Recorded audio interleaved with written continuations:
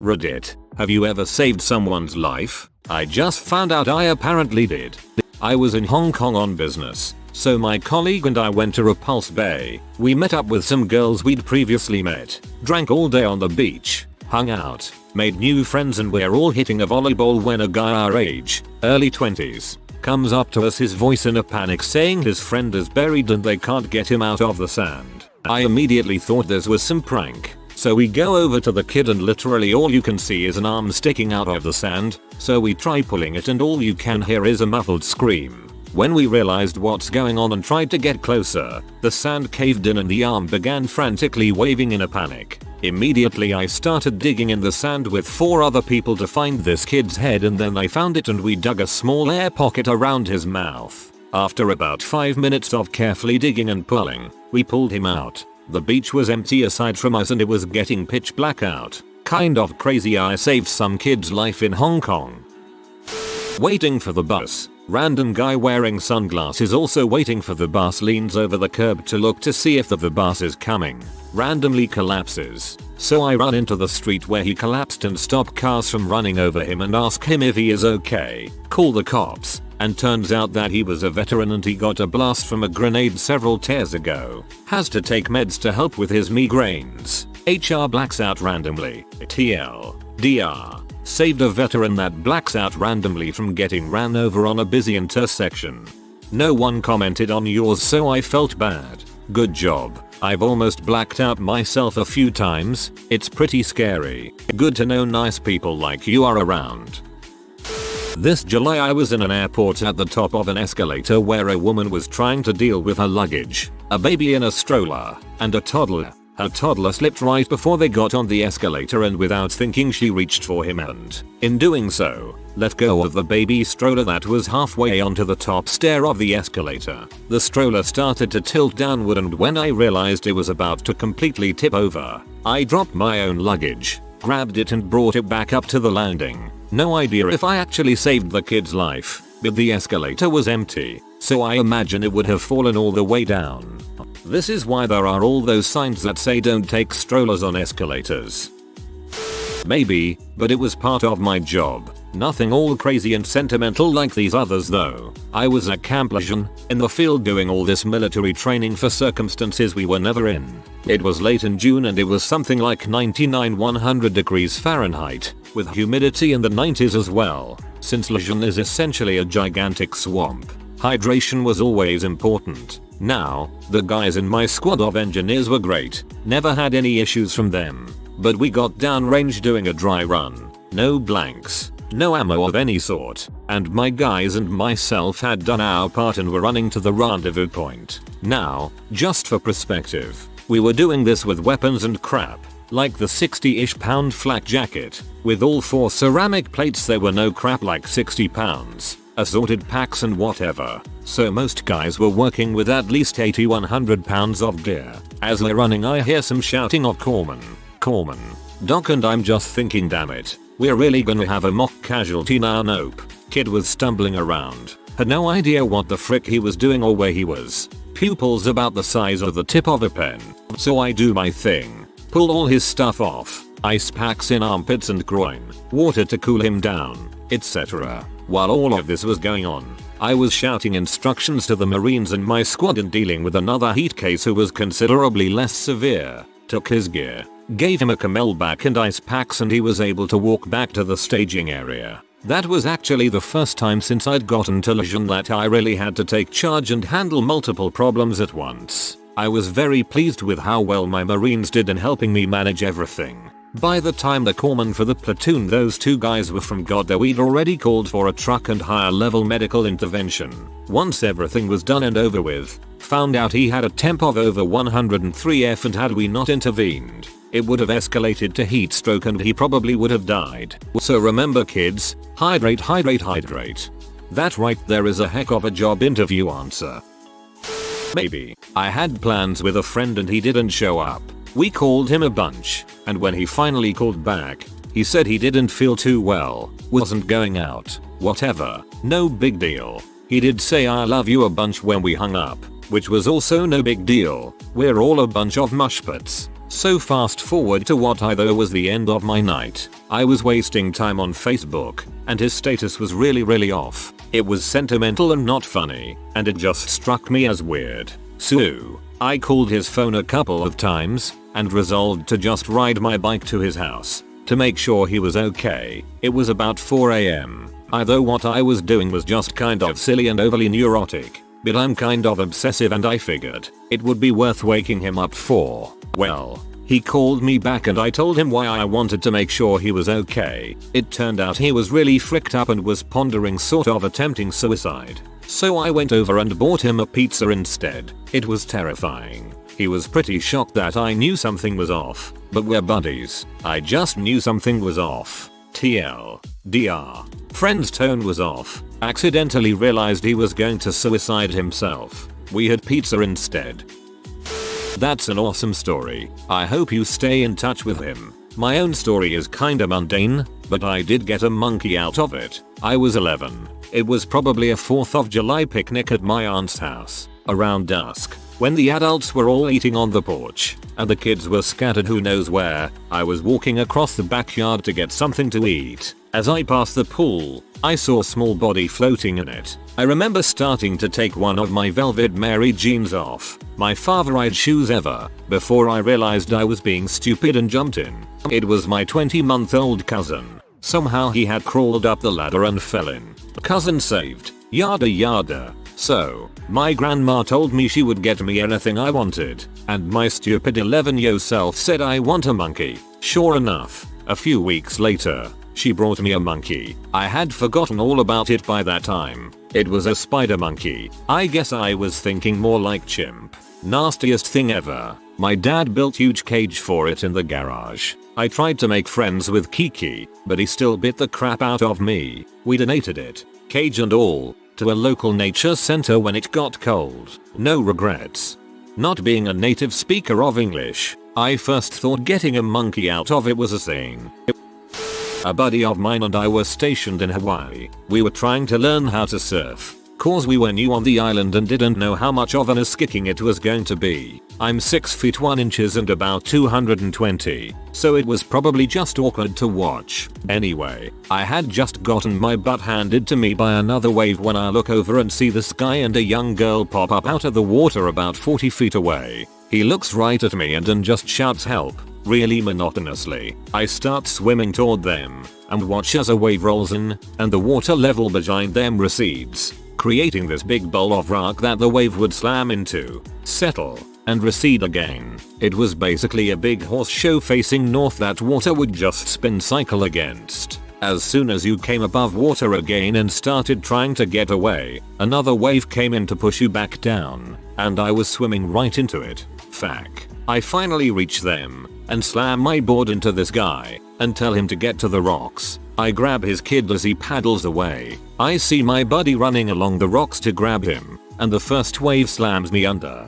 I just held the girl over my head and started kicking. I made a little progress toward the rocks, before it happened again. This time, I was bounced off the rocks, and the wind just left me. I paddled again, and got her above water, but I had taken a bit longer. As soon as I broke the surface, I saw the next wave. I turned, and saw my buddy. I just remember that he looked scared. I screamed catch her and chucked her like a shot put as the momentum of the water surged me forward. He caught her, and I fell. I had the presence of mind to turn, so that my back slammed into the rock and coral, and I was run against it like I was a piece of cheese run along a grater with a fire hose. I genuinely didn't think I was gonna make it that last time. Just before I blacked out, I felt the rocks, and I clambered up them. My buddy grabbed my shorts, and I was out. I never got their names. The father just said thanks, as was laying down, bleeding all over the sand.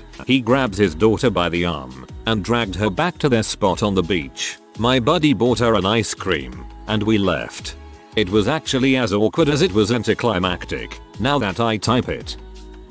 Not me, but a friend of mine gave the Heimlich to a buddy in the middle of a Taco Bell after he tried to deep throat a burrito.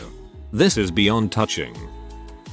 I indirectly saved a woman's life after she wandered into my store and began stumbling around. At first I thought she was just drunk, mumbling to herself, but I made out 3 words: insulin, blood sugar, before she completely crashed headfirst into the candy racks. I called the EMTs and they showed up in about 3 minutes. Gave her a shot of something to stabilize her, then carted her off to the hospital. One of the cops who responded to the initial call came by later that day to tell me if I hadn't heard the insulin part and alerted the EMTs to it, she could have gone into severe shock and died.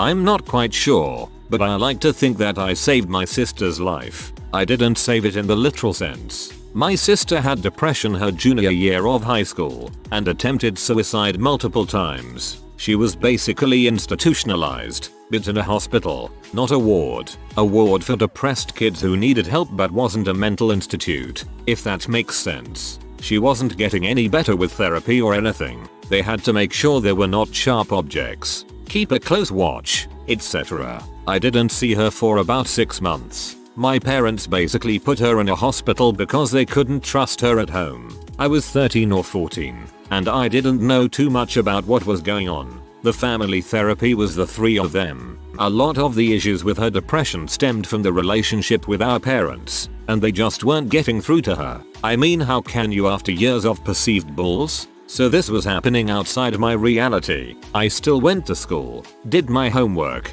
etc. My sister and I never had the closest relationship, but I knew she was seriously fricked up, on the verge of being institutionalized. So I wrote her a letter, telling her how much I loved her and how much I missed her, and how much she meant to me and the family. After that letter, there was like a total turnaround, like within a week or 2. Only once she told me how much reading that letter meant to me, and it seemed to me like everything was different after that. Just total turnaround. Maybe I just want to think I really made a difference, but she was on the path to being institutionalized, but then she came home. So I feel I saved her, reaching out to her in a way that our parents couldn't. Maybe I'm wrong and it meant nothing, but I like to think it did. TLDL. I feel I wrote a letter that helped my sister overcome depression and avoid being institutionalized.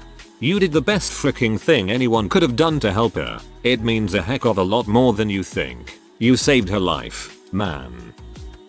Not me, but my ex-GF had something similar happen. She was a breakfast regular at a restaurant and made a point to talk to one server on a regular basis, ask him how he was doing, etc. One morning he wasn't her server, but she made an effort to talk to him anyway and didn't think anything of it. About a year later he was leaving for another job and waited for her to come in so he could say goodbye. He then thanked her for talking to him that particular day, because he was planning to kill himself after work and he realized she'd actually be sad if that happened, and so he didn't do it.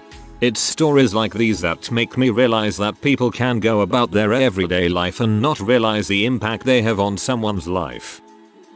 My friend had never been swimming before, ever, so when a group of friends and I went to a river to hang out for an hour or so, I taught my friend a quick version of doggy paddling and quickly how to float on his back. I also showed him where the bank cut out, aka where he wouldn't be able to safely stand. We're swimming, having a good time, and he's got the hang of it, but then he floats on his back for too long and slowly gets dragged out past the bank and into the current. I shouted his name to get his attention, and once he realized he couldn't stand he began to freak out, splashing and flailing and screaming, and soon he went underwater. The first girl closest to him immediately went down under to save him, but he was in such a state of panic that he began pushing her down in an attempt to get air. After 15 or so seconds of this, the girl came back up for air for herself. I watched him go under again, and the water flattened out. I was next closest. I saw what he'd done to the girl, so I took in the biggest breath I could and prepared to get thrashed.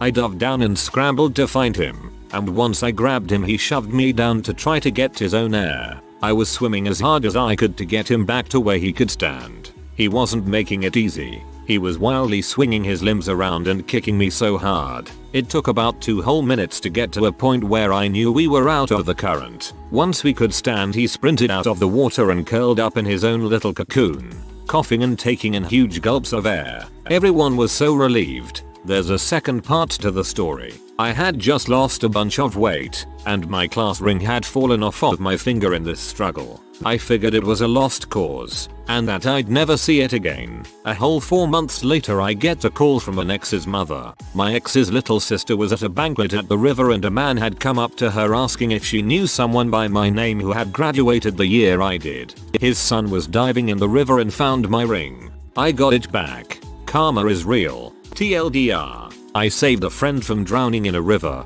lost her ring in the process. Reap the karma when I got it back 4 months later.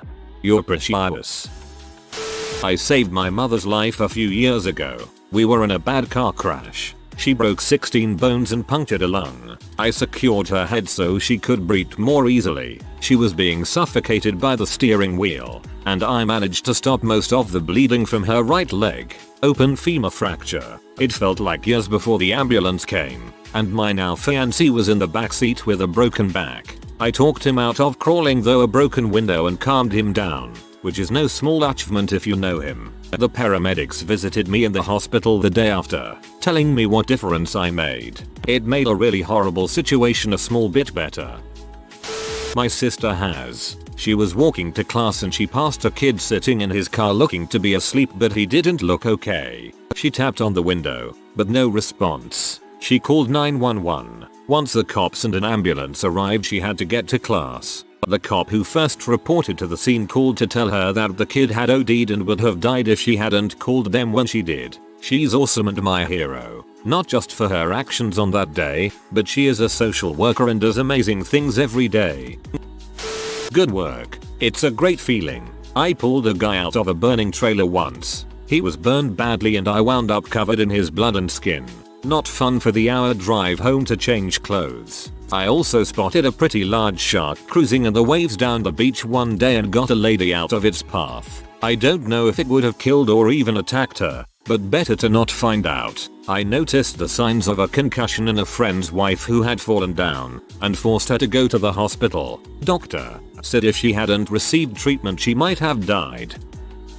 For me, it is my current girlfriend. One day I was skimming through my contacts and found her name. Realizing that I haven't talked to her in a super long time. She moved to a different state a while back. I decided to text her and see how she's doing. So we texted for a few hours, with everything seeming pretty normal. After we were done texting, I called her and talked for another hour or so, catching up on each other's lives. This talking went on over a period of around 2 months, with our friendship growing every day. One day, she told me the truth about her life. She said that the exact day I texted her, she was thinking of ending her life. She was put into a depressive and suicidal state from her boyfriend dying tragically on her birthday a few months before we started talking. Parents who didn't care, constant bullying, rumors spread, and some other smaller things. Basically, I kept her from killing herself and let her know that people cared about her. I also had no idea she was in that state, so I saved her life without realizing it. We've been in a long distance relationship for exactly 6 months yesterday, and I love her more than anything in the world. Chugging wine with some friends at a lake years ago, watching a kid swim out too far, then not seeing him anymore. As realization set in, my friend ran out there first, dove into the water, and I was about 45 seconds behind. I hesitated. We both swam out to the center of the lake and he pulled the kid up.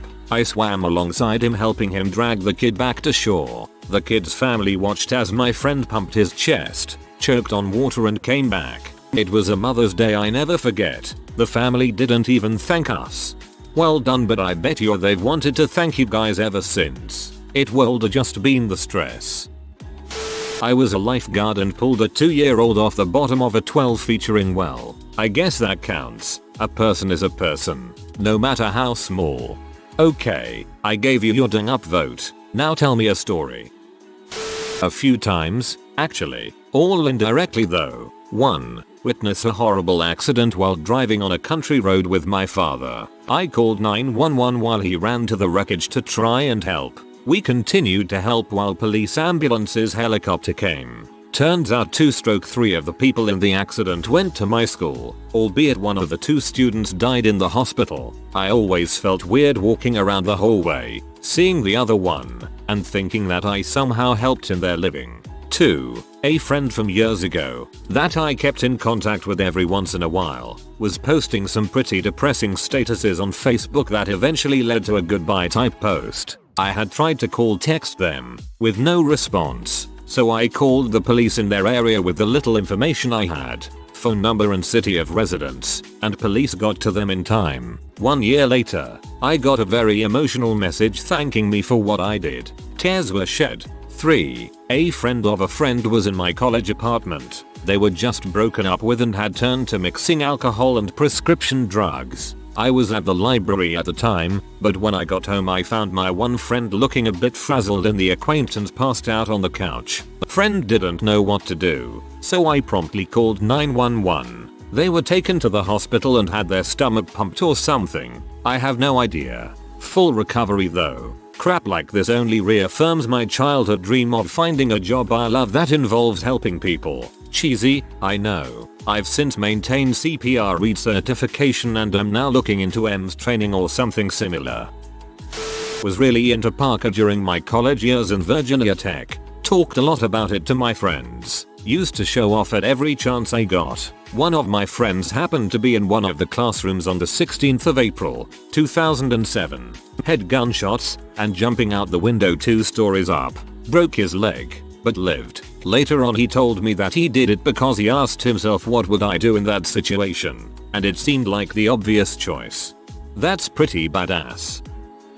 I was skateboarding home from my university 2 years ago and I thought I saw a woman struggling to push her car into a parking lot. Thought it had died on her. Had a small internal conflict whether to help or not. Decided to stop and ask if she needed help. Turns out she was choking. 7 seconds later I saved her life. Kind of. When I was 11, I was standing in the entryway of my friend's house waiting for her to leave with me, as her toddler-age brother played on the 2nd floor banister above me. She had a big house, and the ledge that her brother was dangling his various limbs from was very high up. Literally out of nowhere, I see a large mass falling from my peripheral vision. I dove towards it at the last second as I realized that it was her brother falling. I ended up with whiplash from him landing on my neck and knocking me down, and he was screaming and crying for about an hour. But at least he didn't meet the wood floor head first. He is 13 now and occasionally tells this story. Good on you, dude. Wood floors are expensive. Seriously, thank you. So I always donated blood but never thought about it. One day I got a call from the blood bank. They invited me to a special event to meet a little girl whom I and a few others blood went into during a transfusion for this girl. That was a great experience and she was presented with a shirt with our names on it of who helped save her. Sometimes when I feel down, I try to remember, hey, I'm not that bad of a person to someone. I am a name on her shirt. I am honestly proud I've saved many lives. In my spare time, I admin an advice blog for people with mental illness, self-harm issues or suicidal thoughts. I couldn't even try to count the individual times I've stopped someone from committing suicide or succeeding in their attempt, but one occasion always sticks out. I was talking to this girl from Germany who had just attempted and was bleeding profusely for a while. By the time I rang her, she wasn't able to stand up. She could just talk and was able to call the ambulance before passing out about 2 minutes later. She told me about a week later that my advice and help saved her life beyond a shadow of a doubt. I can't deny it, saving someone's life is the best feeling in the world. So yeah, that's my little story of how I saved someone's life. I'm on my phone so I'll keep it quick. Walking back from work fairly late at night, age 16, learning about the bystander effect at college. See 3 guys beating a small guy with bats. Puffed myself up, took action and charged. Guy suffered from brain damage and was put in an induced coma. Police told me 1 more hit to the head and he was a dead man. They took everything of his that night. Went from a bank worker to full-time McDonald's employee. Did feel slow motion dive to a friend that stepped out in front of a car after contemplating suicide. Found my girlfriend's friend passed out and choking on her own sick at a crappy party. Stomach pump. I turned 20 this December. The night I scared the muges off and I got taken home by the police was the only night I have seen my mother proud of me in my whole life. I bet your mother is proud of you for other things, maybe even for being you. Sometimes us parents just forget to say it. If you are new to the channel, you can subscribe. I publish new videos every day. Until then, check another video.